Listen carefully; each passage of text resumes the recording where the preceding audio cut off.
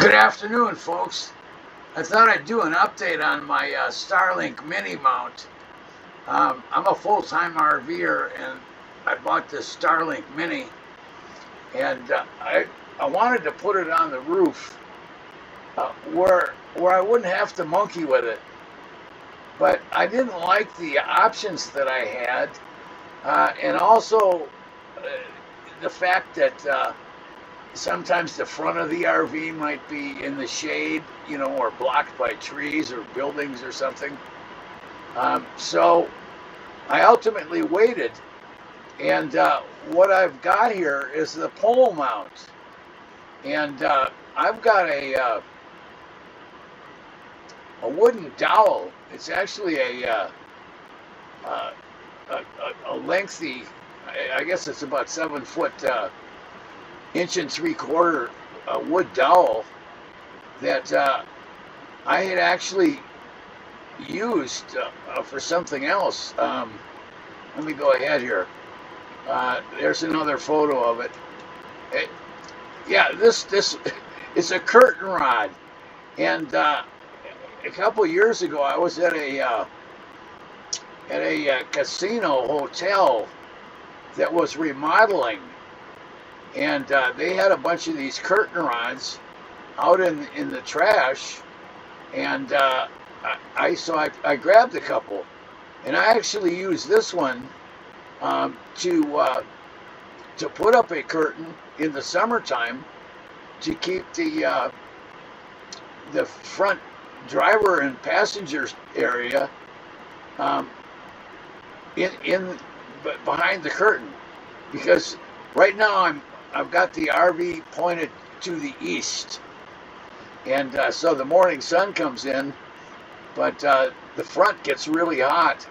I'm in Nevada, and I spend the winters in Arizona, and by using the sun to warm the coach in the winter,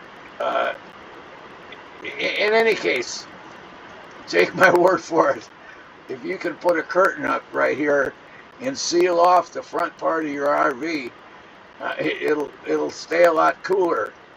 But in any case, I had two of these poles, and so what I did was I used the second pole to put my Starlink Mini up, and I'm not going to drive around with this up on that pole, but it only takes a couple of minutes to put the Starlink on top of the pole, tighten it down, and then I've got it secured to my awning bracket here, this mounting bracket, which is really solid. I've got it mounted with a couple of Velcro things. I'll show you a close-up of those in a minute. But anyway, and I just have the cord coming out the front window here. I plug it into an outlet right here on the inside. I run the cord outside and just hoist it up with the pole, and then I secure the pole with these two things that are Velcro. I actually started with a couple of bungee cords, and they worked, but they were kind of cumbersome. And I just dug around, and I had these old, let me get to the next photo here. I had these old Velcro things I had tendonitis in my elbow one time.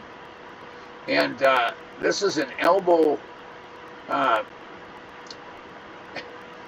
don't know what the word is, but anyway, this was used Velcro to pad my elbow and to keep it straight.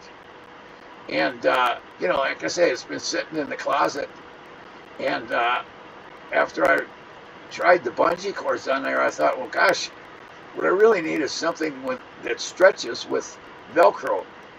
And this is the same type of thing. This is a black nylon cloth that has Velcro on it. But I mean, you can buy Velcro strips